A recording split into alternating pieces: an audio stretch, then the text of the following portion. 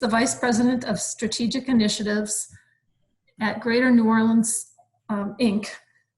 And she's going to speak to us today on careers in the coastal restoration and water management sector. So welcome, Lacy McManus. Awesome. Thank you all so much for having me. Appreciate it. So yes, as Shelley said, I'm the VP of Strategic Initiatives at GNO Inc. For those of us who aren't familiar with GNO Inc., we're the economic development organization for the 10 parishes here in Southeast Louisiana. And just a brief overview of what economic development organizations do in the mission of GNO Inc. Essentially, we drive jobs and industry here in the region. So we look at areas that are high growth, wealth building opportunities, and we attract those industry sectors and we attract those companies to Greater New Orleans. We also look at the companies that are working here currently to build jobs, grow and export their expertise, bring GDP, increase GDP for the region.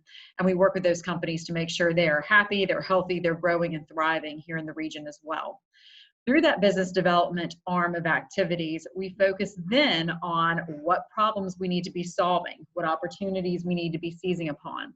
So you can see in this slide under the business environment section, we have a very strong focus on public policy. So what are the regulations, the rules, the incentives that we need to be pushing, or in some cases getting rid of, to create a healthier business community.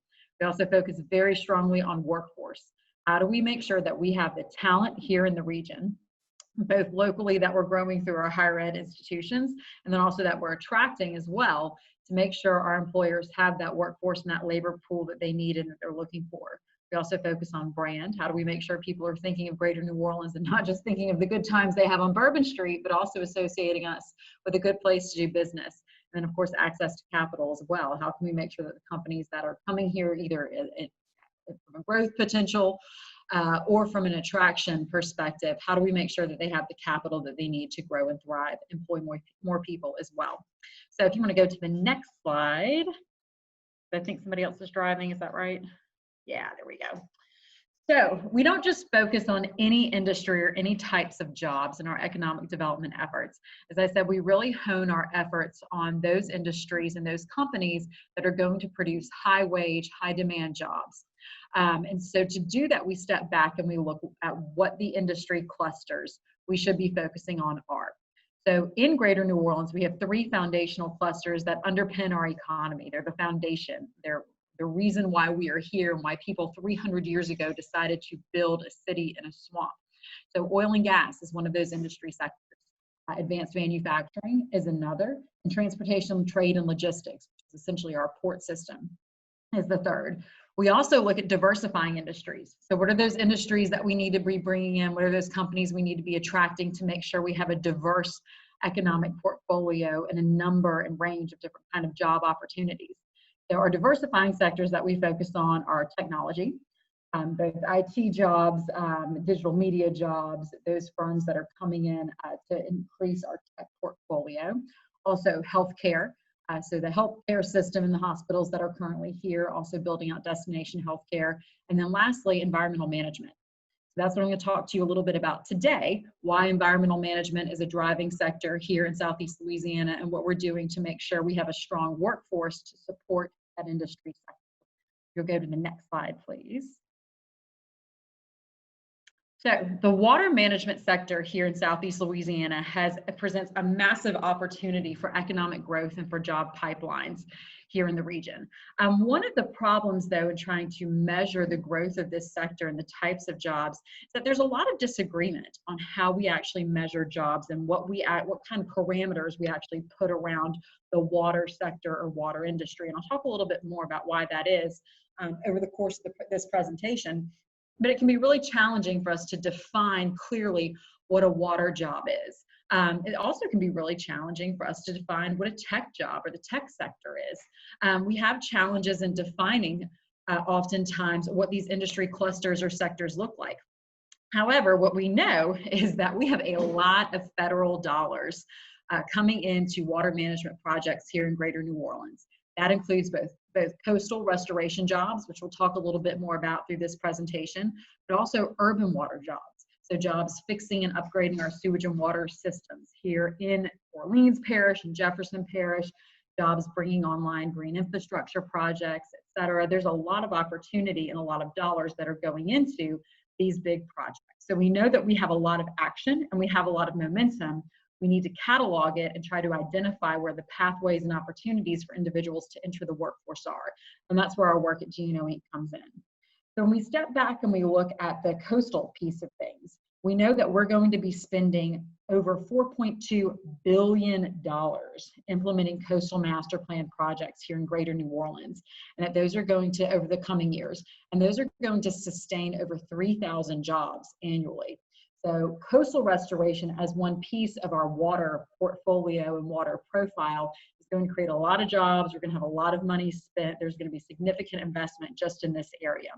So we worked with the Coastal Protection and Restoration Authority, which is the entity that is doing much of this work in the coastal landscape back in 2019 to figure out how we can assess the jobs in this area and start to predict some of the job opportunities a little bit better so that our higher education partners like Tulane, like Southeastern, like Delgado, Nunez, and North Shore Technical Community College, and a host of others can start building out the right kinds of programs.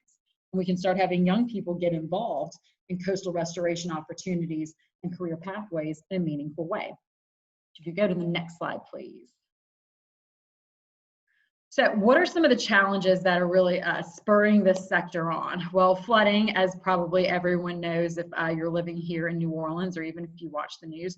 Coastal erosion, as I mentioned. You probably heard the expression that we are losing a football field of land every hour. That is, some folks will say that's too much and an overly ambitious estimation. Some folks will say that's overly conservative, depending on who you talk to. But we know that our coastal land loss is a massive challenge.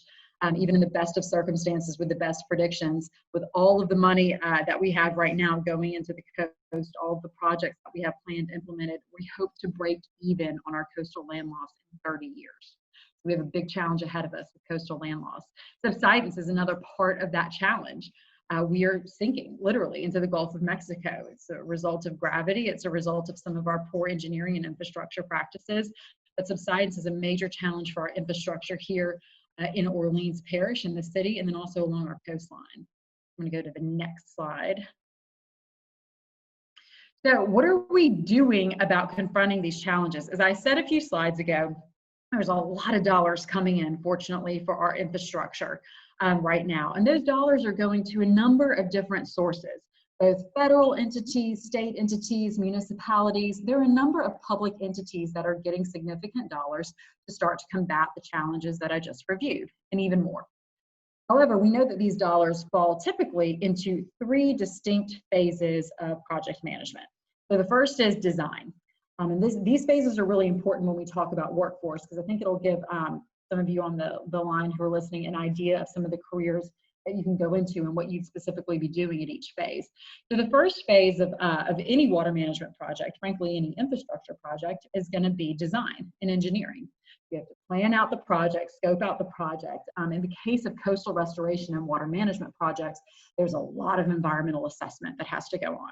You need to analyze the soil and the capacity, the hydrology, the slope. There's a number of different indicators and metrics that have to be assessed before you can actually execute on a project, which is phase two, actually executing, building a project, that construction phase. We know that this is typically the most costly and also where you see the most jobs in any of these infrastructure and water management phases. And then there's the last phase of maintaining and monitoring a project. So because we have a very dynamic environment down here, we can't just build a project and walk away and say, oh, that'll be good to go for the next 100 years or even the next 5. We could have a hurricane come along. We could have increased sea level rise, greater rates of subsidence than we originally calculated. All of these projects have to be monitored and they have to be maintained for the safety of the residents that they're protecting and also for their efficiency in rebuilding land and rebuilding our coast. If you'll go to the next slide. So, how are we doing all of this work? How are we ensuring that these three phases that I just mentioned, both on the coastal front and the urban waterfront, are actually being rolled out in a sequential, meaningful way? Well, fortunately, we have plans and guiding documents that really not only present a vision for how we should be managing our water and these serious challenges that I just reviewed, but also how we should be prioritizing projects, what we should be doing when, What's the best bang for our buck in terms of protecting people, using scarce resources, restoring that which we've lost? The guiding document for the coastal part of things in South Louisiana, and this really applies for the entire Louisiana coastline, is the state's coastal master plan, which you see here on the screen on your left, the Louisiana's comprehensive master plan for a sustainable coast. This is a 50-year, $50 billion master plan for coastal protection and restoration in South Louisiana. We also, in the Greater New Orleans region, have a vision for living with water called the Greater New Orleans Urban Water Plan. And GNO Inc., my organization, actually facilitated the creation of this plan a number of years ago. We released it in 2013. We're actually looking at doing an update on it right now. And it presents a vision for living with water inside the levee system. So in Orleans, Jefferson, and St. Bernard parishes. These plans have the different projects, the outlines, and the vision for what we need to be doing to confront our challenges and make sure that we can continue to live in South Louisiana for the next 200, 300, 500 years. Even with the sea level rise we're seeing, even with the subsidence that we're seeing and the coastal land loss that we've already experienced. These plans are based on science, not politics, which is a very big deal in Louisiana. And so that we have these science-based, evidence-driven plans that get updated, in this case, the Coastal Master Plan, every 6 years, that's a big deal for us. It keeps us on the cutting edge of science and makes sure we're able to respond and invest our dollars in the appropriate and most aggressive ways. Next slide.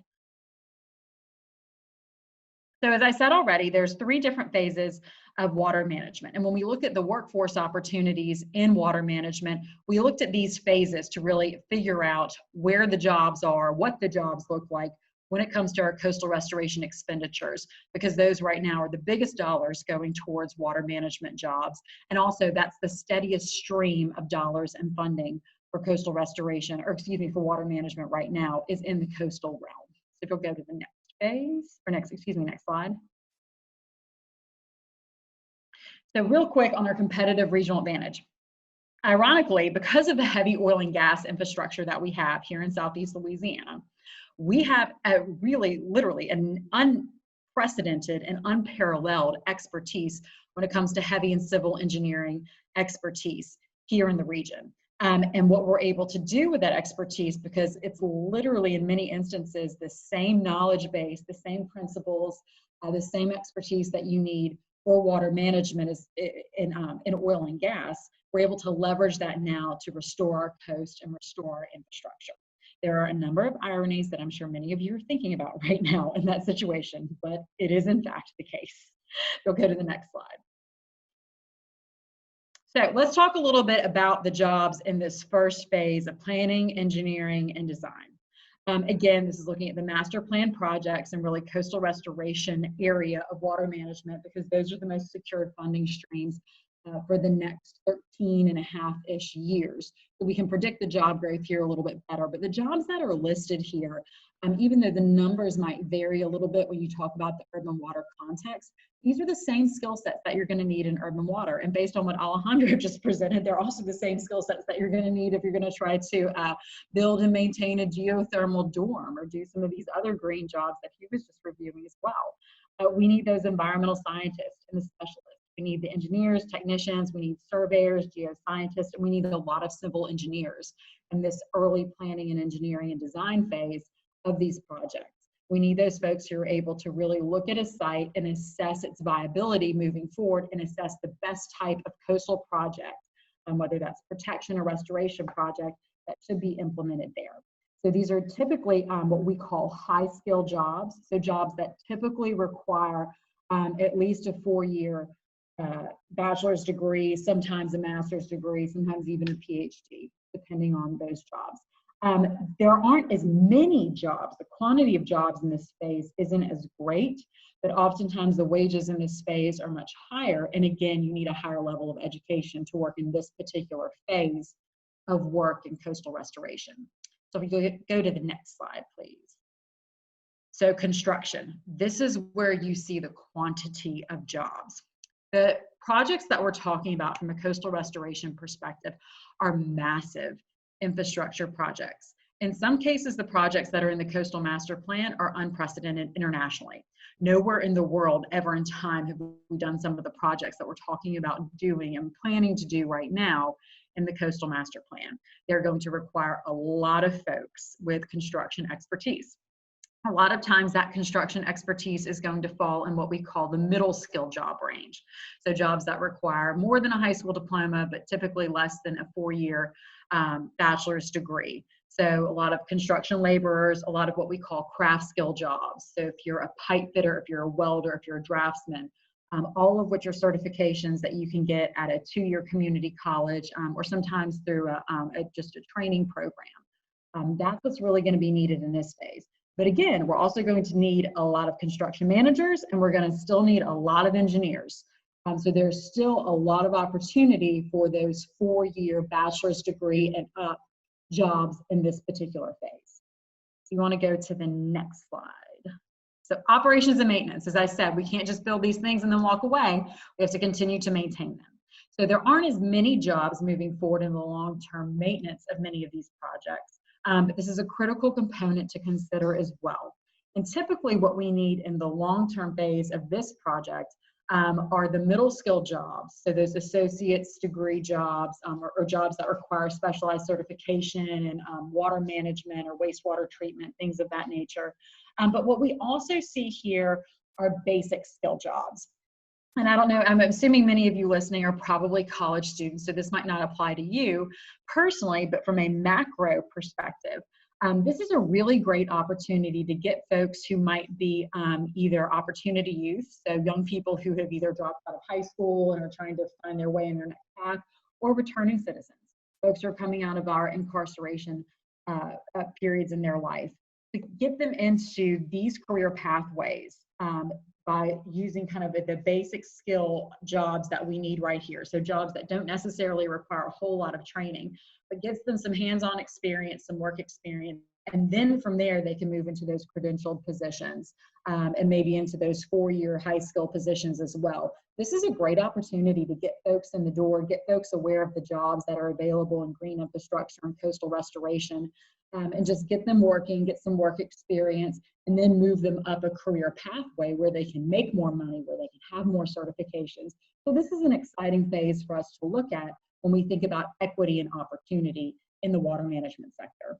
Go to the next slide. So, path forward. What does this look like moving forward? It's great that we know this about these jobs, but what do we need to be doing?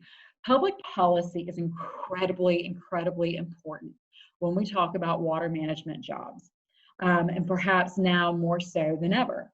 So all of these projects that I mentioned, they're publicly funded, which means that the funding streams that are associated with them need to be protected and fortified. They can't be siphoned off for other uses.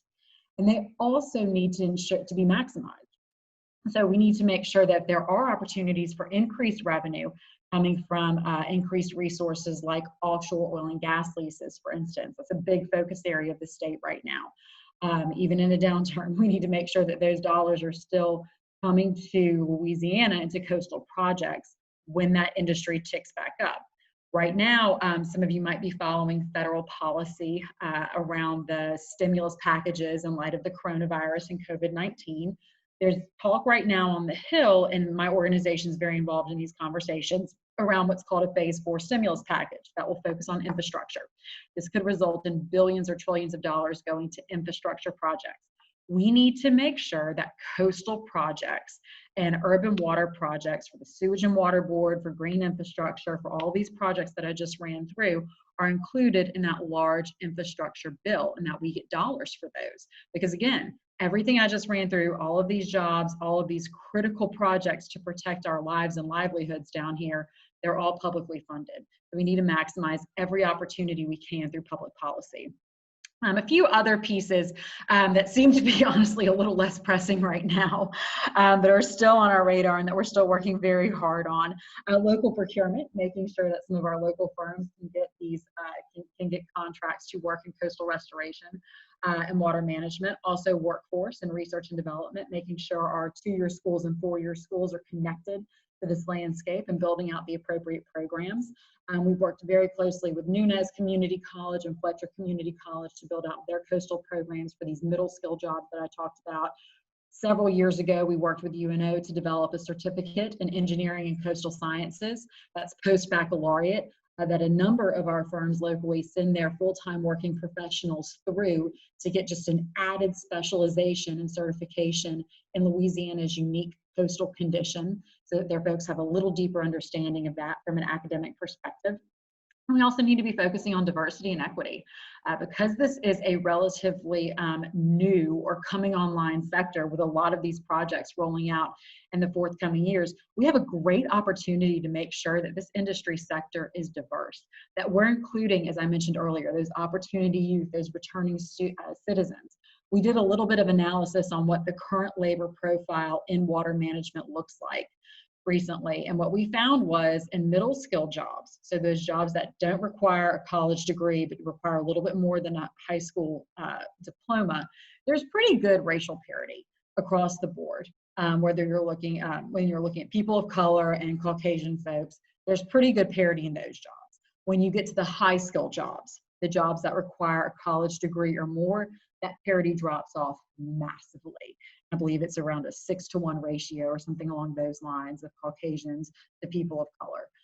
It's a very significant drop off. So we need to be working very intentionally with our HBCU partners, our partners at Xavier, at Dillard, at SUNO, to make sure they're connected to this landscape. So that's all I've got.